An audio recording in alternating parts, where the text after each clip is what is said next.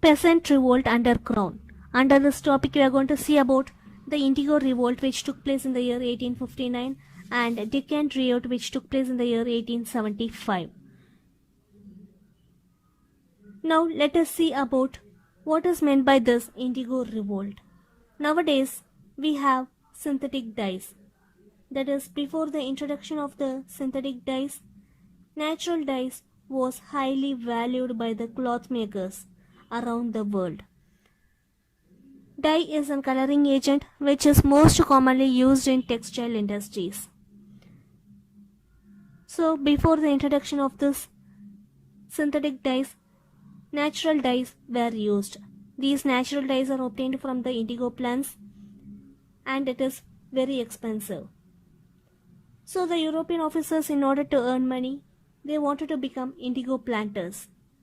They appointed peasants in India to plant the indigo crops. The peasants were also forced to grow only the indigo crops and they were restricted to grow the food crops. So many Europeans employed peasants in India to grow the indigo crops, which was then processed into dye at the planters' factories. The dye was then exported to Europe. The peasants in India were forced to grow the indigo crop. The British planters gave the peasants a cash advance which helped them to pay for the land rent and other purpose. The British insisted the peasants to repay this advance money after the cultivation along with interest. At the end of the season, the planters, that is the British officers, paid very less amount to the peasants. This amount was not enough for the peasants to repay their debt, that is the advance amount along with interest. So therefore the debt burden of the peasants increased. But the British, without any courtesy, they again asked the peasants to plant the indigo crops. The peasants were never able to clear their debts. So at last, the debts were often passed from father to son. Indigo Revolt began in the year 1859. The rebellion began in Naida district in Bengal. In the Naida district, the peasants refused to plant the indigo crops. The movement quickly spread to other indigo growing districts of Bengal. The revolt then turned violent. The peasants, both Hindu and Muslim, participated in the revolt. Even the women participated actively in the revolt. Indian journalist in Calcutta wrote article about the arrogant behavior of the British officers towards the peasants. Dina Bandhu Mitra wrote a play in the year 1860 called as Neel Darpan, which means mirror of the indigo. This play clearly elucidates the pathetic situation of the Indian peasants and it also describes the scenario under which circumstances the indigo was planted and exported to Europe.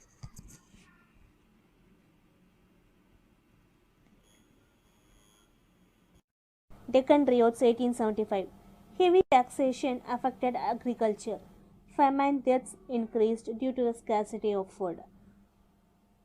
The riot was mainly on moneylenders. The first riot against the moneylenders took place in May 1875 in Supa village near Pune. Similar riots also took place in 300 villages from Pune to Ahmednagar. The rioting was directed mostly on the Gujarat moneylenders. Under British rule, peasants were forced to pay revenue directly to the government. Also, under a new law, moneylenders were allowed to auction the mortgaged land of the peasants. Mortgaged means அடகு வைக்கிறது and auction is ஏலம். So the peasants used to borrow money from the moneylenders by using their land. So அவங்களோட லேண்டை வந்து அடகு வச்சு they used to get money from moneylenders. And if the peasants were unable to repay the money borrowed from the moneylenders will auction the land. So ஏலம் விட்டுருவாங்க அந்த லேண்டை. So therefore the peasants will lose their land. So this is how the land will be transferred from the cultivators to the non-cultivating class. Finally, the peasants will be trapped in debts on all sides, and finally the peasants will be forced to abandon cultivation.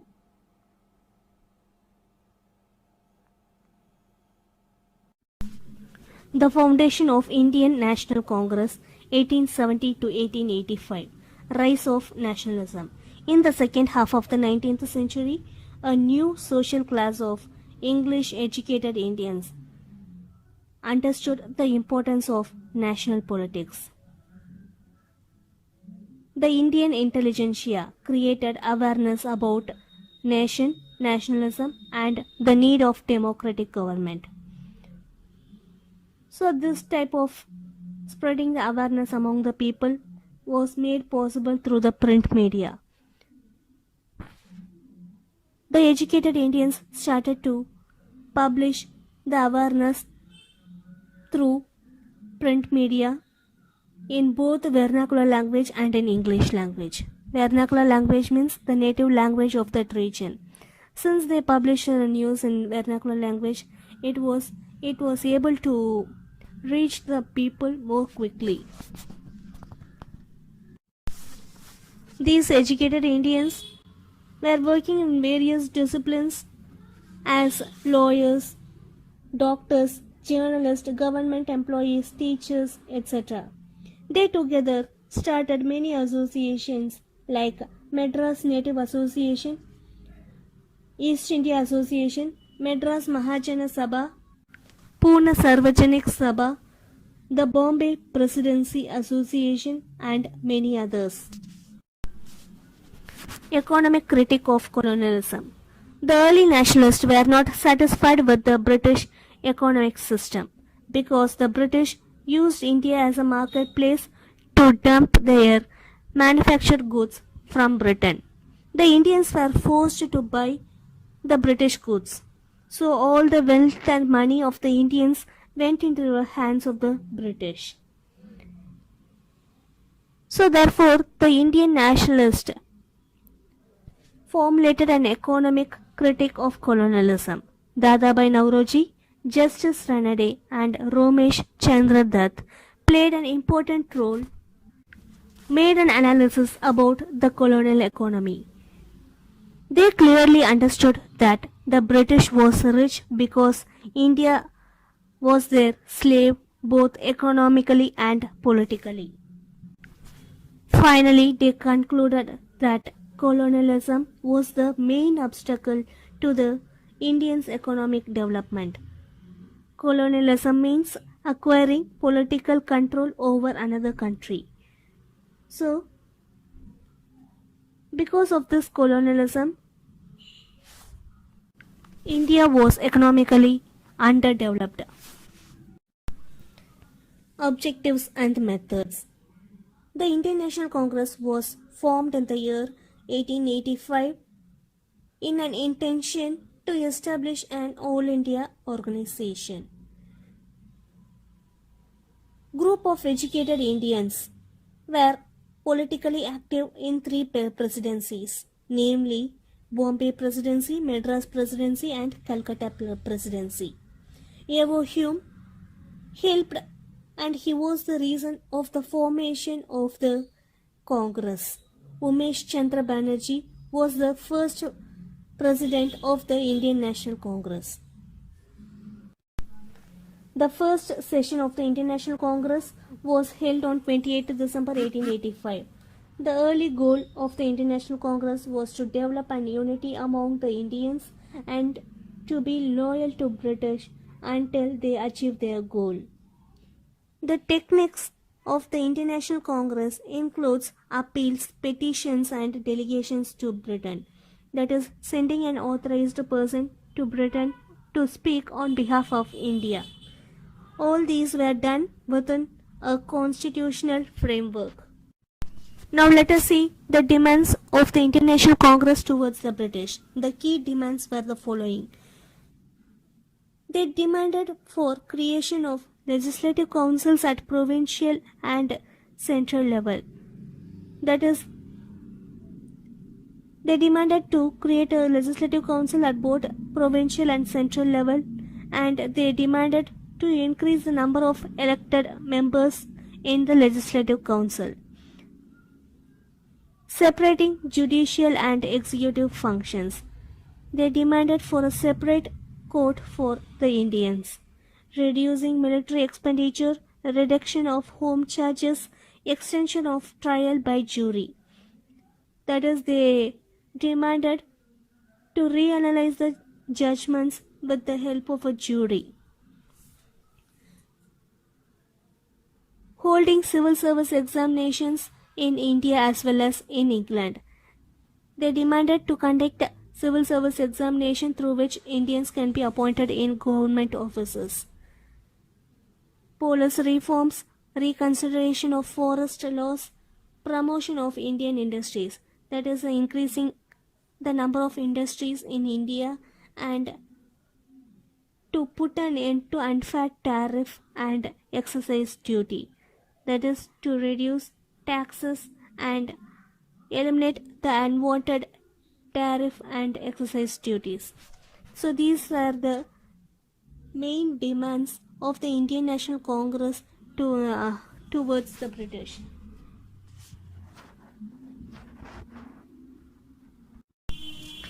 Militant nationalism. The methods of the moderate leaders failed. That is, the methods followed by the moderate leaders, like giving petitions, appeals and delegations to Britain, all these methods failed because the British did not change their attitudes towards the Indians. The Indians were still treated as slaves and they used India as their marketplace. So this method followed by the moderate leaders were greatly criticized by a group of leaders known as extremists. These extremists, instead of prayers and petitions, these extremists, also called as the militants, they mainly focused on self-help, that is, to fight for what they want. The next topic we are going to see about is the Partition of Bengal. Partition of Bengal in the year 1905 was most unpopular event in the national movement and it was disliked by the Indians. People across India protested against this partition. Now let us see what was the reason for the partition of Bengal. In Bengal, Hindus and Muslims together struggled for freedom and they protested against the British rule. So in order to suppress the political activity and also to break the unity which was among the Hindus and Muslims, the British decided to partition Bengal. Hindu-Muslim divide. The British openly stated the objective for the partition of Bengal. They decided to partition Bengal in order to suppress the nationalist movement, and since most of the protests and movements against the British rule started from Bengal and it spread to other countries, they decided to partition Bengal.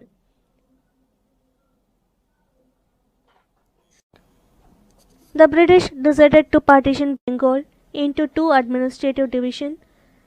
Curzon placed the Bengali speaking people under one partition, and in the East Bengal he gave place to Muslims, and he assured the Muslims that they can enjoy a unity which they had enjoyed during the Mughal period. So even though there was a partition in the Bengal presidency, the Bengali newspapers created a unity among the people in both the partitioned region of Bengal. Thus, the people in Bengal were united even after the partition. Anti-partition movement. The moderates and the extremists, through protest, prayers, appeals, and petitions, opposed the partition of Bengal. But all their struggle ended with failure. They started a new strategy against the British. They followed the Swadeshi movement and they boycotted the British goods.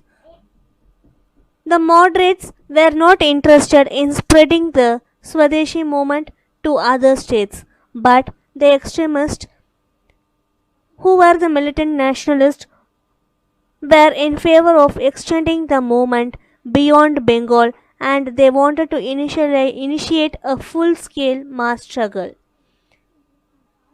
On 16th October 1905, Bengal was officially partitioned, and it was declared as the day of mourning by the Bengalis. Thousands of people took bath in the Ganga and marched in on the streets of Calcutta singing Bande Matram.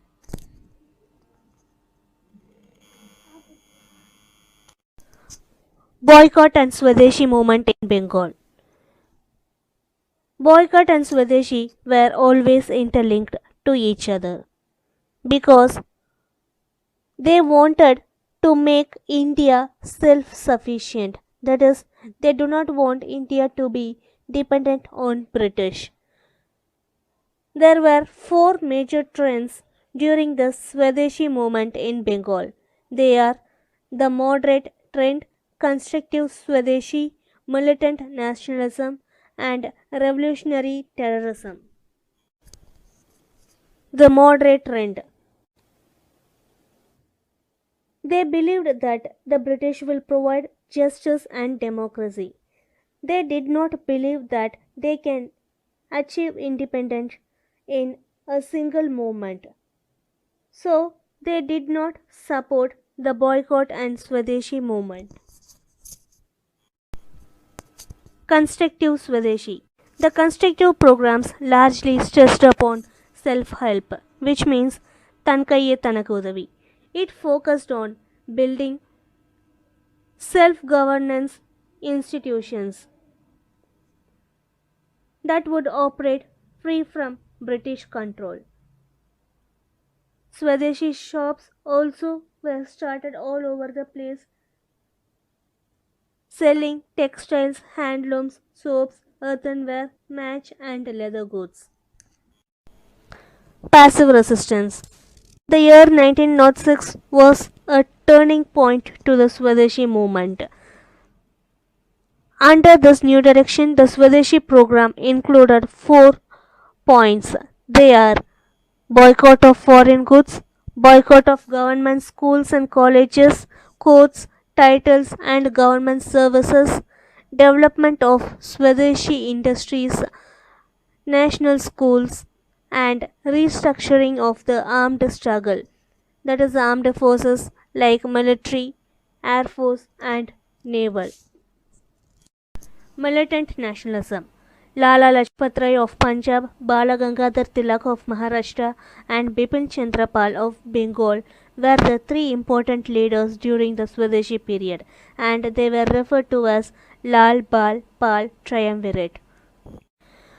Punjab, Bengal and Maharashtra were considered as the important destinations of militant nationalism during the Swadeshi movement. In South India, Tuticorin became the most important location of Swadeshi activity. As we all know, V.O. Chidambaranar launched the Swadeshi Stream Navigation Company. Swaraj or political independence. According to leaders, the meaning of the Swaraj differed. So, one of the common goals of the extremist leader was to achieve Swaraj. According to extremists, the meaning for Swaraj was self rule. But according to Balagangadhar Tilak, the meaning for Swaraj was to attain complete autonomy and total freedom from foreign rule. So, according to Tilak, Swaraj means complete independence from British. Home Rule Movement 1916 to 1918. The national movement was renewed during the Home Rule Movement 1916 to 1918. Lokmanya Balagangadhar Tilak and Annie Besant led the Home Rule movement. During the First World War, the Britain declared a war against Germany in the year 1914. The moderates and liberal leaderships from India extended the support to British. So they supported the British during the war because they thought that British would do some favor in return.